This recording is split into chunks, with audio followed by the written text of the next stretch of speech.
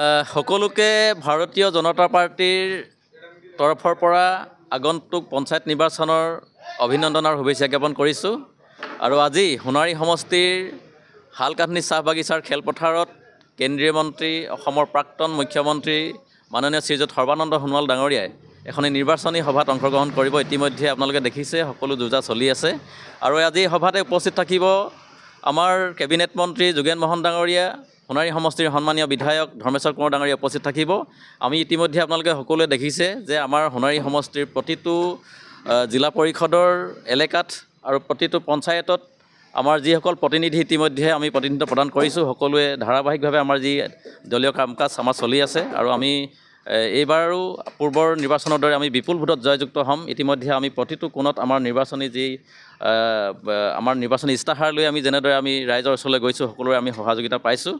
আৰু আশা ৰাখিছোঁ আমাক ৰাইজেও বুপিল সঁহাৰি আমাক আগবঢ়াব। আৰু আজিৰ যিখন সভা অনুষ্ঠিত কৰা হৈছে, এই সভাত আমি সকলোকে আদৰণি জনাইছোঁ। এই অঞ্চলৰ জাতি ধৰ্ম বৰ্ণ নিৰ্বিশেষে সকলোৱে ইতিমধ্যে বিজেপিৰ প্ৰতি আকৃষ্ট হৈছে। আৰু সকলোকে আমি আজি এই সভাখনত অংশগ্ৰহণ কৰি আমাৰ সভাখন সাফল্যমণ্ডিত কৰি তুলিবৰ বাবে আমি আহ্বান জনাইছোঁ।